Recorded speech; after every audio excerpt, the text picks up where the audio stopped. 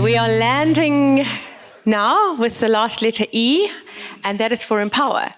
So you've got a piece of paper on the table and the scissors. Would you please select the cleverest person at the table? Yeah, you must please make one cut to transform the meaning of that statement. Okay, so we're looking at the E, which is empower. And obviously, this is all about helping people to be empowered to solve their own problems. So, when we meet people with genuine needs, often the tendency is to just want to jump in and help and solve the problem and sort things out. Many of us in this room, we grew up in environments that taught us to be assertive and to speak up and to solve problems. But this, sadly, is not how many in Bambai and in many impoverished areas were taught to respond to problems and difficulties. So imagine how many of us in this room would feel if we went to the clinic and had to wait there all day, very ill, and potentially not even be seen by anybody by the end of the day. And this is quite, as you all know, this is quite normal. But what's amazing and alarming is that so many in Bambai, I'm speaking about now, don't know that that's okay to complain about. And for us, we just bolster into a situation and jump in and try and, throw toys and solve things. So what we do when we jump in to help the poor is that without realizing we're doing this, is that we actually can be reinforcing a feeling of powerlessness for the people who actually should be helping themselves. We could be eroding belief in themselves by jumping in to help. Sometimes the materially wealthy like to be the saviors, and sometimes that's very convenient for the materially poor. But it doesn't do much good for anybody. The process of solving and owning a problem, even if it's not solved in the best way possible, is often more valuable than somebody else solving it for somebody. Because what happens when somebody is given the ability to believe that they can solve something is that their God-given dignity is restored. They start to believe again that they can have power over their circumstances. If our goal is to be the saviors, then we will jump in to help. But if our goal is to empower, then we will work to empower the person who needs the help. Now, every single Hope Mentor that works with the project we celebrate, and every single Hope Mentor is making a significant difference in the lives of special stars. But because we work with Sinamantla, and we get to hear about this particular Hope Mentor relationship a lot, and we celebrate it. We just love hearing about Sinamantla and Richard. So Sinamantla is just such a delight to have on the team at the project. He is loved by the children and the staff. He asks the most profound questions. When we have staff meetings, we do this part of the meeting called the check-in, where we have to ask a really kind of probing question of one another. We call it the chicken lickin'. I don't know why. But when it's Sinamantla's turn, things happen. He asks the most profound questions. It's a total gift. So we all just love the way he sees the world. Sinamantla and Richard, would you please come up and join us? Sinamantla, would you please start by just sharing with us the circumstances that led you to the Bambai project? Good evening. I come on the wrong side. Good evening, everybody. My name is Sinamantla. When I was 13, my mom passed away suddenly. Life was tough. After her death, I experienced lots of anger, sadness, and brokenness. I lost love, and I lost comfort, and I almost lost myself. She left unexpectedly. I couldn't even cook for myself, wash clothes, or do any house chores.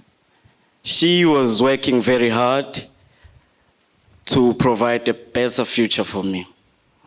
The only thing I had when she left are my torn old clothes and a uniform. It was difficult to wake up every morning knowing there's no breakfast, there is no one who will wake me up to prepare something for me on my way to school. Yeah, Bambai is the place known for poverty, teenage pregnancy, and most of the youth are in substance abuse. Life is really tough, even for people who have both parents. So you're here with Richard today because we celebrate this relationship and so much. But would you just tell us what it is that you appreciate about Richard's way of having helped you? A lot. Okay. I finally met someone who brought hope to my journey. He played a huge role on impacting my life emotionally and physically. He's my hope mentor. His name is Richard.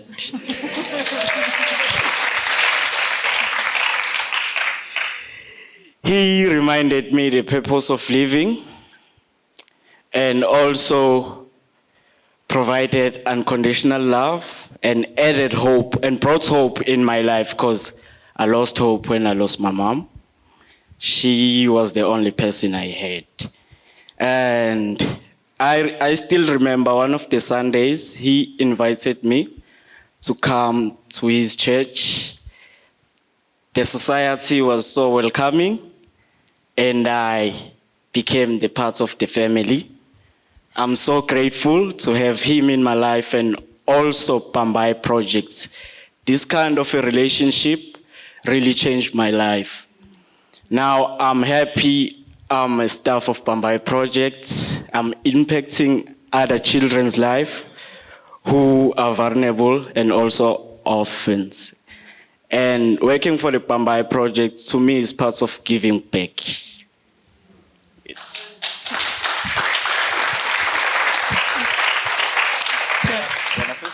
Sinamandla, I'm not letting you off the hook yet. Okay. Knowing you and knowing how much we laugh, are there any funny stories you can share about your relationship with Richard, or about sometimes maybe you wanted certain things and you didn't get them? Lots. I can say lots of things. But I remember when my learner's license was about to expire, I told him, and he said he got his license. It's not his learner's, it's mine, so I have to make a plan. Yeah, so here I am. I have a learner's license, which is expiring next year. Hopefully this year, I'll be having my driver's license. Yes.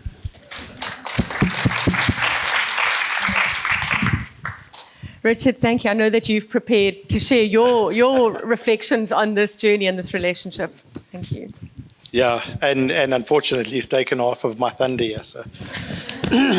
But I'll give it a go anyway. And if you don't mind, I've got some notes because I'm a bit older than he is, and these have to come off. So I got involved in the Bambai project. I wish I could remember the exact date, 12, 13 years ago. And not realizing then what an incredible project it was, and also what it would mean in my life and what it would do for me going forward. From the start, it was easy. You give a little bit of money, you buy the odd birthday and Christmas present, buy a bag of fruit, and then you think you're the man. You've arrived and you're doing all the good in the world. But as time went on, and I started to spend a little bit of time with Sinamandla, I saw this school kid, this young, scared school kid start turning into a young man. And I realized that he needed more than just a school uniform and some stationery and things like that. If he was going to survive, he needed some guidance in life, which he really didn't have up until that stage. The kind of guidance that so many, me included, take for granted, and so many don't get at all. And the kind of guidance that really just helps youngsters navigate their way around this crazy world we live in. So I decided to invest a little more than just money, and I tried to invest a little bit of time and my effort to see if I could make a bit of a difference in his life. So, as he said, first step, of course, I enlisted the help of God, and I took him to church with me, because I thought I'm never going to be able to do this on my own. What a great idea that was. He took to it, he met everybody, he became part of the family.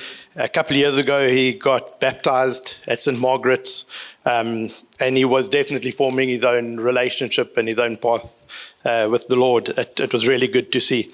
In fact, to this day, not a Thursday or Friday goes by without me getting a WhatsApp message saying, "Are we going to church?" So, so like he says, it's not all fun and games. It's been testing. There have been times. It's not just about being a protector and a supporter. It's been about teaching him to protect himself and support himself, and that's been quite tough. The old adage of tough love has come into it a few times, and that's not an easy road to take with someone who, I think it's different if it's your child, and it's difficult when it's not really. But it's a necessary road. So we've had ups and downs. We've shed a tear or two together, but there's no doubt that both of our lives have been made so much richer for this journey we've shared together. A journey that started with a couple of rand through an incredible program and grew into something so valuable to two totally different lives. Obviously now everyone knows this, but my notes say, for those who don't know this, Cinnamon full circle. He now works for the Bambai Project, and I hear he's quite good at what he does. I'm immensely proud of the young man he's become and the maturity that he's shown against the most challenging of odds. I'm not sure how many other people could have done it. I do know he will continue to do that because we have a deal. So just on the project, that's one of the most amazing things about this Bambai project is you get involved at a level you want to. There's no expectations. There's no, you got to do this, you got to do that. You get involved and you see where it goes and you see what you want to do. But be warned, you will get, once you get involved and you see what these guys do and the incredible job they do, there's no question you'll be pushed from a higher power to get more and more involved. That's exactly what happened to me. There's no question. It was a definite push to get me out of my comfort zone, and it definitely worked. Thank you.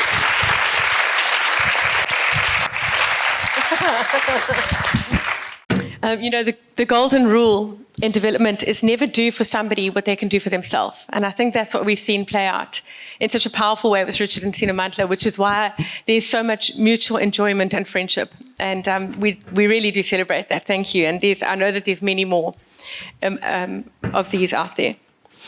So when we meet somebody who needs help, the greatest gift we can actually give them is our attention and our belief in them that they have what it takes to solve it, in our curiosity, in our listening, in our confidence that they can actually do something. These are the things that truly count. When we let somebody know that we believe in them to figure it out, something shifts. And yes, some of us might be able to open doors of opportunity, and we may be able to even do a little bit of hand-holding along the way. But the important thing that we want to really establish is that when it comes to empowerment, as much as we can open doors and show the way, the first steps have to be taken by the person who needs the help. There has to be a person who wants this next step more than we want it, because otherwise something's gone horribly wrong. This year, we've been exploring the most incredible theme called Be the Change. In fact, Sinamantla was the one who put that to the vote. And Be the Change has really been igniting throughout the project with everybody. The high school children decided that we wanted to give them an opportunity to give themselves a new name, and they decided to call themselves the Game Changers, which is just brilliant for a year of being the change. And even the little ones are on board now. And what we really are wanting to see is that each and every person who is in the project, as special stars, as rising stars, as guardians, and as everybody who are friends and supporters of Bambai, just understands to a greater degree that they can be the change. We really hope that tonight there's been some shifts of thinking that will go way beyond here in terms of being the change. But last week we had a whole lot of fun with the little kids, just exploring this Be the Change with them in really light-hearted and non-threatening ways. We don't want to load responsibility on these little ones who already have so much on their shoulders. But we got them to talk about what they carry, what their gifts are. And there's some actual pictures up there. This is delightful.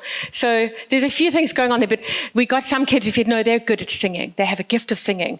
And so we spoke about how if they were to arrive home and see that somebody's sad or anxious, they could maybe sing a song to change the environment or change the atmosphere.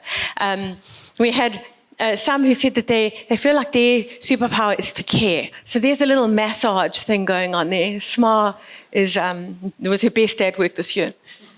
And we just said, maybe one day you get home and you can see your guardian is burdened and she's walking with her shoulders over, and maybe you could just offer to give her a little massage or rub her feet or make her a cup of tea. But, just like going, you already have that thing inside of your heart. How can you use that to be the change? Obviously, you see the whole heap of boys there. They said that their superpower was strength. And so they said that they could teach other kids how to kick balls and how to climb. And if they see somebody struggling, holding something heavy, they can offer to help to carry that, and hopefully they'll do that at wherever they see that happening at school or wherever. And then there's a little one dancing over there. She was teaching them all the moves, and we just said, that can also change an environment if needed. They could offer to lead a dance at school or anything like that. But the point is, we're really trying to establish this belief in these children that they have the ability to change things around them. We've got a dear friend here. Gugu, wave your hand. Gugu Radebe at the back there, who works at the Ananda Seminary. And she's currently doing an incredible course with our high school girls. Remember, I started by saying that in Bombay there is not this belief that you can complain when something's going wrong. You don't walk into the clinic like many of us would and kind of call the shots. And Gugu does this course called the Gale course, where she's really activating voices. And she's doing that with the high school girls now. But last year she did it with a bunch of our girls who are school leavers. And it was phenomenal to see, as she led them through this 8-week program, that they realized that they could complain, not just for the sake of complaining, but to see things change. That they were actually allowed to go, this is not okay. That they were allowed to arrive at the clinic and say, what is in that injection you're putting in my arm? That they have a right to ask those questions. And it was incredible to bring them back about a month after the course and hear of the things that these young ladies were doing differently. One young girl had seen a guy running through the township terrorizing people with a gun and shooting into the air, and usually she just would have hidden, but she actually decided to report it. She said, I don't want that happening in my community anymore. I don't have to accept it. And so what I love about Gugu's approach is that she doesn't tell them what to do. She simply helps them to realize what they can do and what they're able to do and what they are allowed to do. I think many in this room are probably like me, where it's an automatic response to just want to jump in and help. But what I've realized through watching Gugu, through watching so much through this project and in other spaces, is that the greatest help is to actually make somebody else a hero. It's how do I stand back and not be the hero in this and let somebody else be the hero. As we've embraced this Be the Change and really seek to help people to know that they have the power to change things, it's been incredible to see people who have been disempowered, who are materially poor, who don't know that they have the ability to change things, to just see them come alive. It's the most incredibly amazing thing to see. It's an honor and a privilege to get to see it. We started the session by changing that statement, I can't, I can. And that's really what this is all about. It's saying this person who says I can't says I can, because we have made them the hero. I want to leave you with a thought, something that absolutely rattled me, that I'm going to rattle you hopefully with now. And then I'd love you to just discuss it amongst yourselves. It's this statement. It says that help can be a form of judgment. Okay, help can be a form of judgment. Won't you discuss that amongst yourselves and anything else that's come up during the E for Empower? Thank you.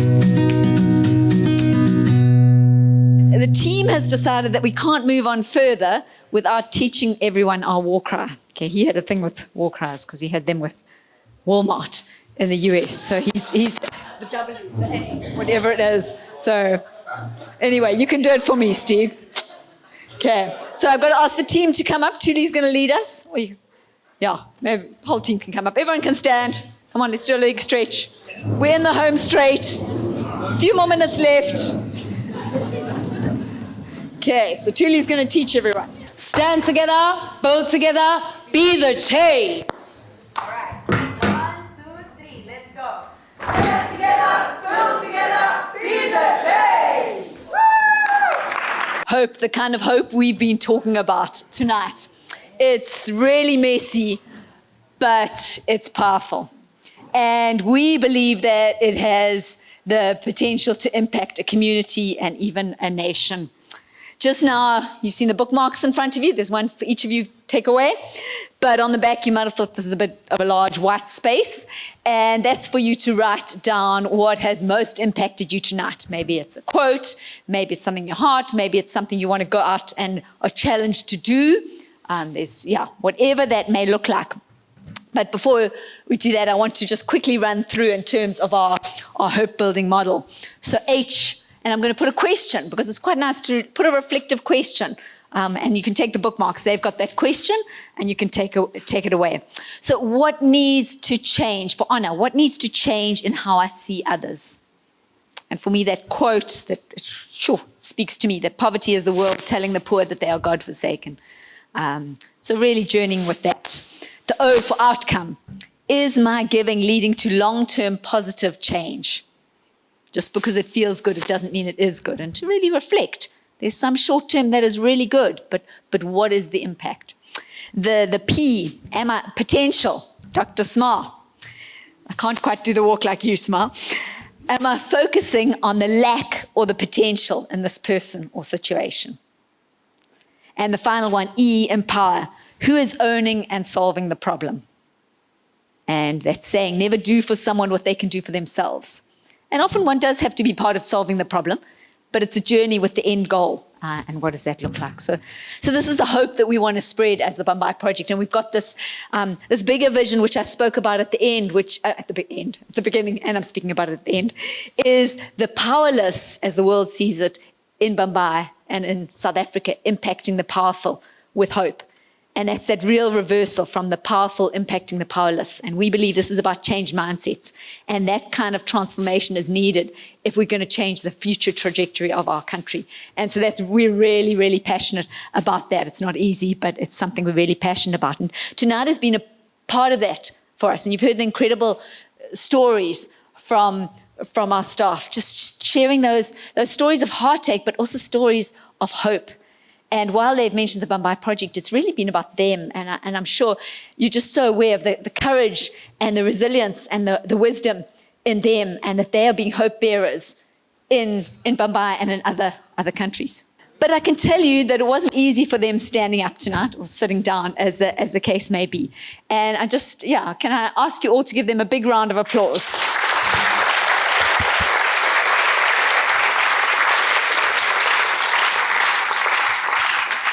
And behind the scenes, Mia and Zama have been amazing.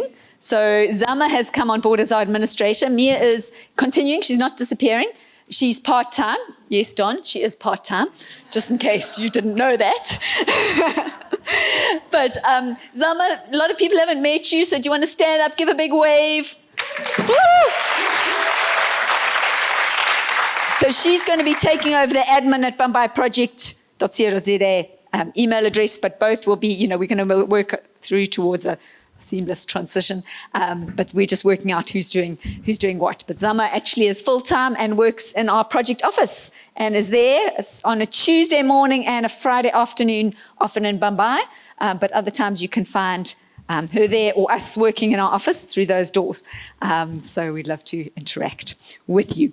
So it's easy to sit in this and think, wow, I'm challenged, I want to do something. But you walk out those doors and kind of life hits you and it all goes out the window. So what I want to ask is two things now. Firstly, for you to write, what is that thing that's impacted you? And to write it on the bookmark.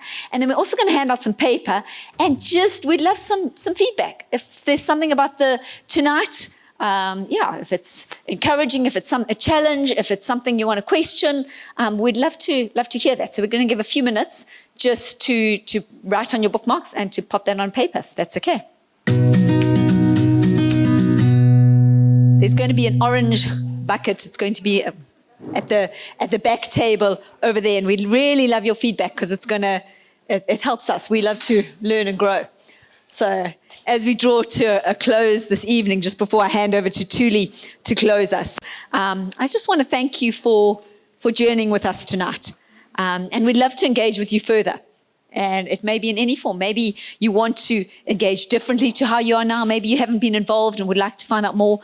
Whether it's sponsoring a child, relationally, we've got the opportunity that's just financial, because sometimes people can't do. I mean, look at Richard and you think, wow, that's amazing. And also, Hope Mentors, sometimes when they're younger, it doesn't afford those opportunities necessarily. So we welcome, there's a range in terms of involvement. But you might want to find out about sponsoring, giving of your time, talents, treasure, whatever that may look like. Perhaps it's on the thought leadership side. Maybe there are things you want to grapple with that we've mentioned tonight. We just love that. We really want to grow in that and be speaking and challenging mindsets in our nation, because we believe just as transforming lives of orphans and vulnerable children, it's transforming minds in our country, challenging minds, and that's part of what our goal is as well as the Bambai Project. So we'd love to engage with you, and our email address, you can do either mandy@bambaiproject.co.za, admin@bambaiproject.co.za, but we'd love to connect in with you. I'm going to hand over to Thuli to finish us off. Thank you, Thuli. Okay, so thank you so much for joining us tonight. As we close, I would like you to join me in saying a quote from the 2030 National Development Plan document. Okay, so that is it. So I would like us to all say it together, because we are a people. Okay, so I'm going to count to 3 so that we speak together. 1, 2, 3.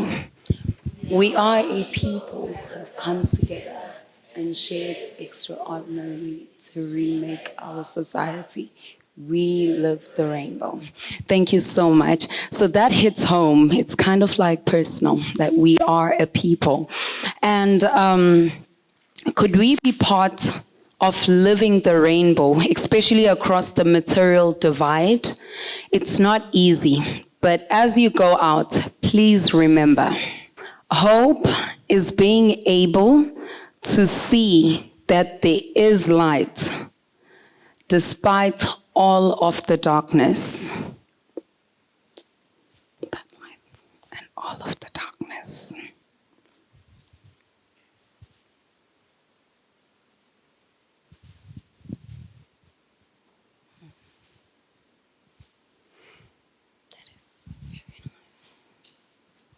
Okay, so as we look and see the difference by having that light, that is hope.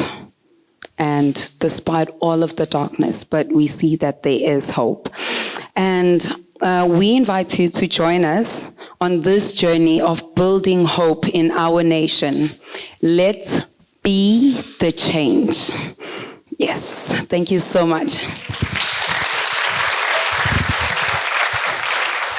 Before we leave, I would like us to close our eyes and say a prayer.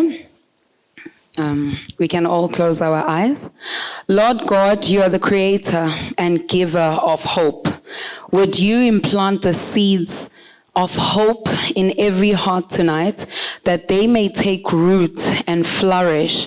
And Lord, from that hope, would you grow courage to see those treated as less than differently, courage to give differently, and courage to be a part of spreading that hope in our nation.